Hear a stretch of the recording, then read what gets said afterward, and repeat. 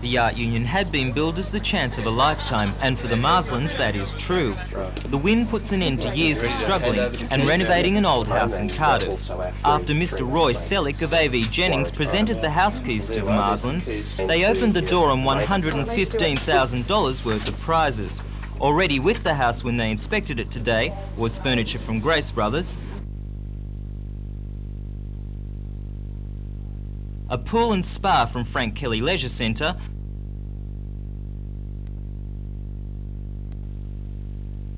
a boat and trailer from Bennett's Marine,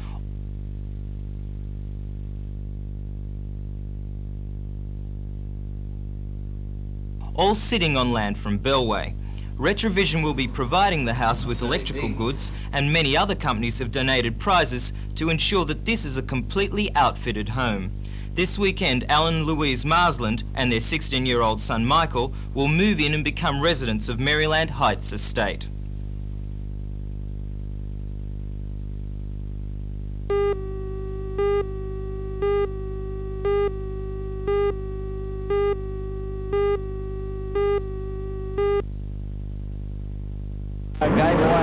In 1978, Granger finished third, and then last year he finished second, so obviously he wants to go one better. The two favourites for the race are last year's winner Barry Graham and former Australian champion Alan Butcher from Brisbane. An interesting competitor in the 150-lap final is Butcher's wife Denise, who has a very impressive record on Queensland tracks. The entry list includes a number of drivers both from Newcastle district as well as from out of town who have excellent chances in the final. Sydney drivers Alan Harris, Ron Spinks and John Gale, Lismore driver Grenville Anderson, Brisbane's Merv Hargraves and Newcastle's Graham Lilford, Don McEwen and John Pine will all be after a healthy share of the prize money. Qualifying heats and semi-finals will be held on Saturday night with a 150-lap final which includes a compulsory pit stop to be run on Sunday night.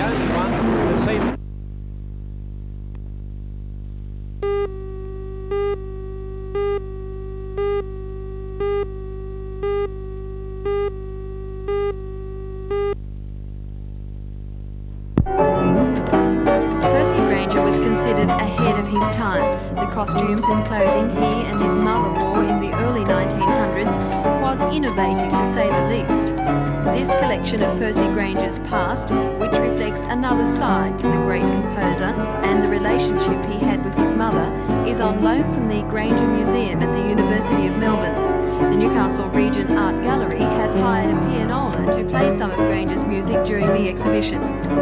According to the curator of the exhibition, Mrs. Eleanor Roble, Percy Granger was a great archivist who kept in perfect order such things as his own baby clothes and costumes belonging to both his mother and wife, even his mother's handbag and all of its contents found after she committed suicide.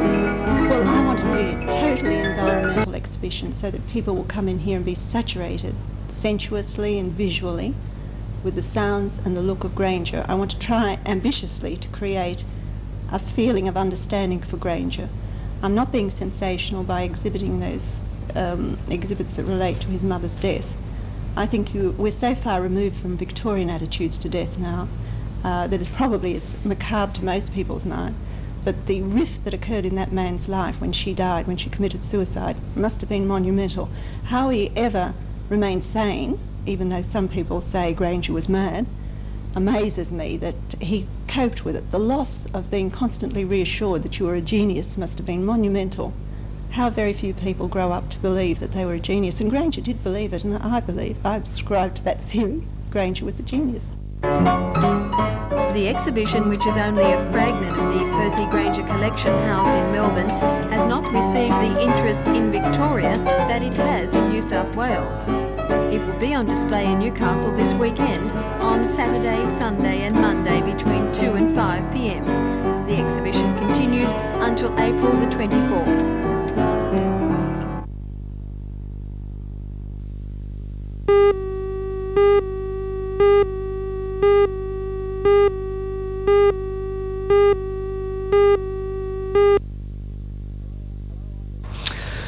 Hello, I'm here at Broadmeadow Racecourse where it will all happen on Saturday and Monday. Two great meetings, and also you'll see the live telecast of the Sydney, Melbourne and Brisbane racing. Of course, in Sydney, the Sires Produce and Doncaster on Saturday and the AJC Derby on Monday. We'll go through the Form 4 Randwick on Saturday, and firstly we have the AJC Sires Produce Stakes. Been there, the number 1 Saddlecloth ran second to Sir Dapper in the slipper, but hasn't been past 1200 metres yet. I think Brave Show, the Melbourne colt, is a special in this race.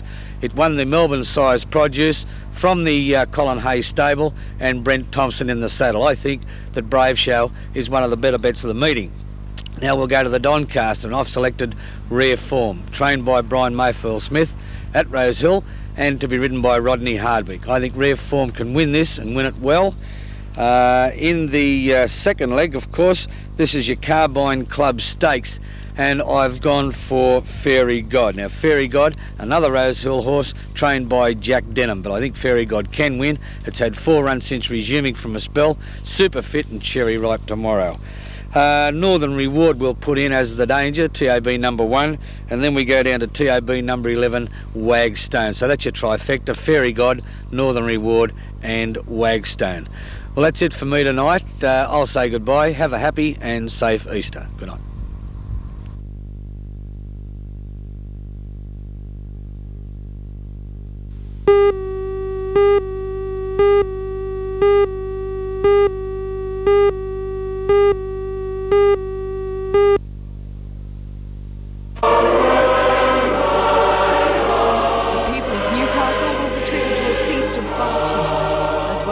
Some of the finest musicians and singers our country has produced.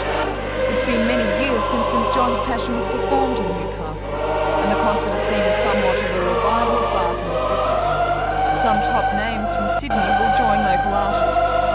Paul Bevan and Roxanne Hislop of Newcastle will perform alongside Grant Dixon, who was on loan from the Australian Opera Company.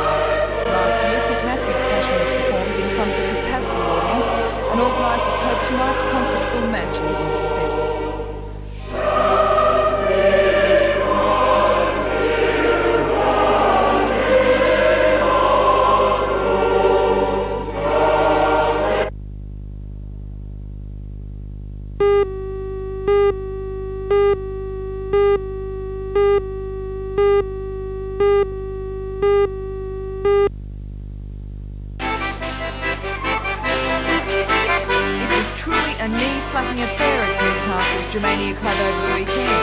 Dancers of all ages and sizes travelled from all over Australia for the Foxhounds Fest. The Folk Dancing Festival is held every 2 years in Newcastle, but this year it has special significance.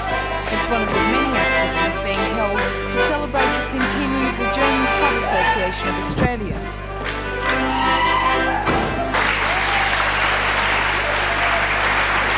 Everyone seems to get involved in the dancing. It's a pastime you have to lift your hat to. The dancers say that all that slapping doesn't really hurt, but undoubtedly there was a few red flies at the end of the night.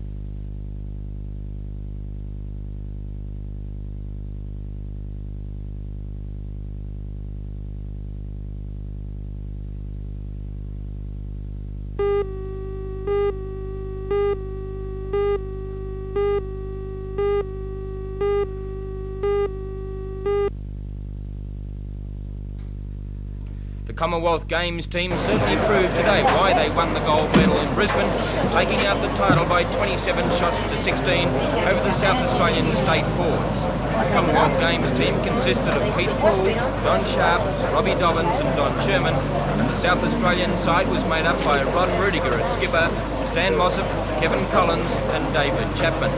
The scores weren't the true indication of the game, as there were some brilliant bowls played, and on all reports the bowls played over the full weekend of the Nelson Bay Bowling Club were of a very, very high standard.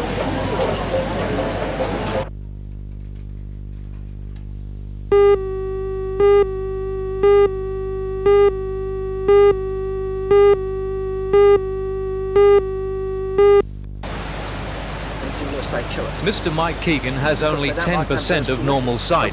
He says he's been a member of the Royal Blind Society since last year, but in that time has been amazed at the Society's attitude. Mike looks forward to the activities group held every Thursday by the Society, but says more use of the centre could be made. You could open that place up 5-6 days a week. You could have carpet bowls, you could have darts, you could have different ways of things, you could have dances, you could get the people out. Do you feel it's important that the blind people should get together to communicate and talk about their problem? Oh, for sure. You know, if you're blind or visually impaired, you can understand if you're talking to another blind or visually impaired. It's sort of like a drug addict trying to talk to someone that never takes Nuspro. Claims that the centre should be opened more widely for more blind people are refuted by the Royal Blind Society in Sydney, saying the Society is to promote integration of blind people into other community groups and not segregation. A spokesman told me late this afternoon, however, that should blind people wish to form activity groups, then the facilities here would be available anytime, free of charge.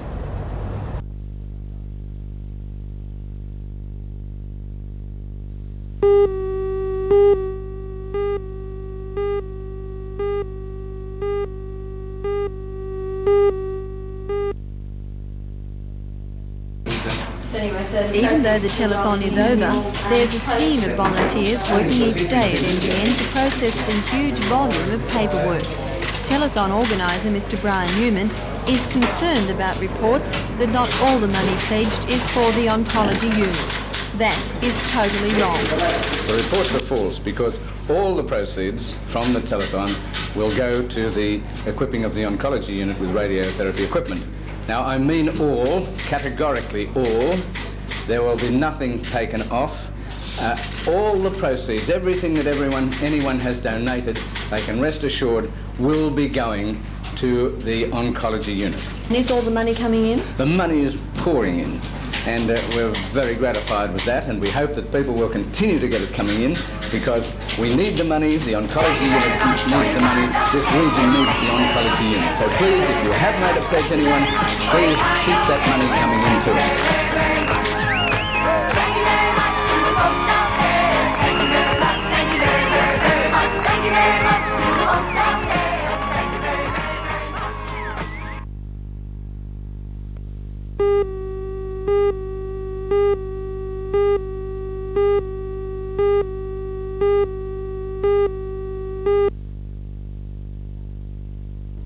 The young New Zealanders who come from Hillcrest High in Hamilton will spend 6 weeks at Warners Bay High living and studying with students from Year 9. On their return to New Zealand, they will be joined by their 8 Warners Bay hosts who will spend 6 weeks living and attending school in Hamilton.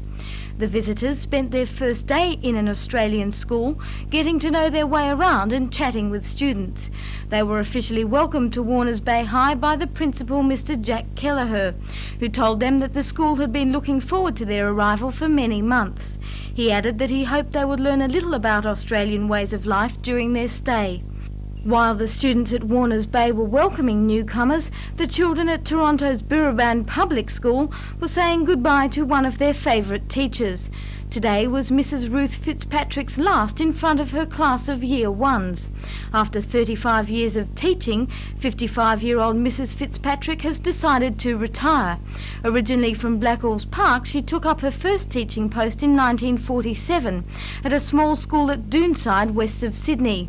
The following year, she returned to Lake Macquarie to teach at Fassifern before joining the staff at Birraband Public in 1970. Mrs Fitzpatrick says she never intended to become a teacher, but had her sights set on a career in industrial chemistry. Well, I was unable to get the particular job I liked, so when the form came through to join the teaching profession, I applied for that and I went teaching for a year and a half. I was trained, even was left 6 months less than most people do because the return servicemen were coming back in 1946 and we had to go out to teach. So it wasn't your lifelong ambition to be a teacher? No, but I think that I was lucky and I think that I fell into the right position for me.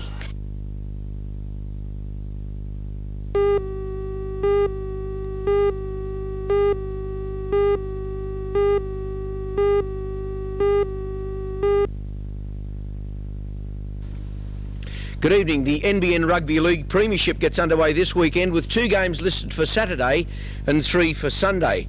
Our opening TV match will be the Cessnock Western Suburbs clash at Cessnock, highlights of which can be seen in our World of Rugby League program on Sunday night. Don't miss it. The Cessnock Goannas are led this year by the former Balmain and Newtown State player in Neil Pringle, and they will be a force in the competition. Premier's Western Suburbs have Ron Broderick in charge and David Howell back in the ranks, and they are probably still the team to beat. Curry, last year's beaten grand finalists, have top Ret player Rick Patrick in charge, and they take on South at Townsend Oval. Curry, the Bulldogs, will be strong again, particularly at home. South appeared as though they would fold a couple of weeks back, but have now kicked on with some enthusiasm. Ken Shine, the former top Maitland player who originated from Narrabri, is in charge. Johnny May's Lakes United have built up and will also be strong again. They play Macquarie United, who are coached by the legend Terry Panowitz. Maitland will start their season without their captain coach Robert Finch, who's out injured. They clash with Waratah, a team that is promising a marked improvement. They are schooled by Lindsay Gailey. Central, coached by Gary Train, have survived an internal crisis in the off-season and will be out to show improvement. They play North, who are this year coached by a former local junior in Mark Humphreys, and they're tipped to be a force at the right end of the competition towards semi-final time. The full draw once again: Cessnock and West, Curry and South on Saturday. On Sunday, Lakes and Macquarie, Maitland and Waratah, and Central and North. The 1983 Premiership promises to be a good one in local rugby league.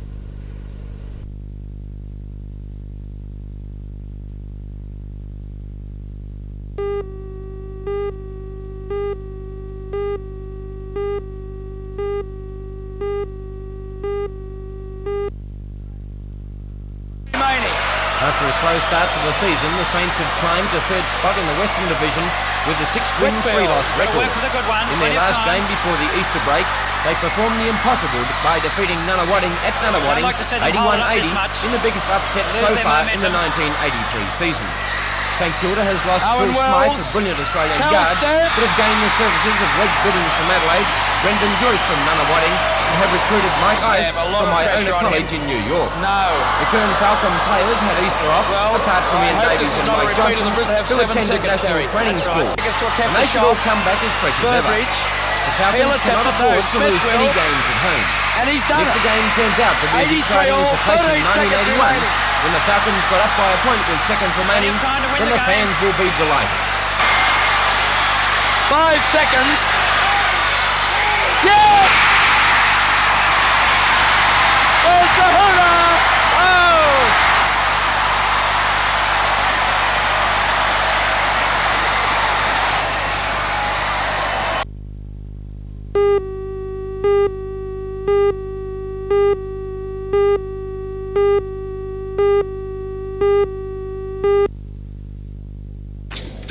Yesterday, hundreds of people attended a service at the conference centre to offer thanks for the completion of the first stage of the redevelopment. This new building will provide motel-style accommodation for 52 people. Conducting the service was the Bishop of Newcastle, Reverend Alfred Holland, who told those present that when the redevelopment is complete, Morpeth will boast one of the most modern Christian conference centres in Australia. However, the redevelopment will not destroy the centre's old world charm. Every effort is being made to preserve its history. At the centre of the project is Closebourne House, which was built in 1829 and bought by the Anglican Church in 1848. The sandstone residence is to be returned to its former glory and will be used for conference rooms as well as a residence for the centre's warden. Other renovations to be completed include the conversion of an old dormitory into a small chapel. That conversion and the restoration of Closebourne House are expected to be completed by the end of the year. But we will really try to produce programs that will attract groups to come. We will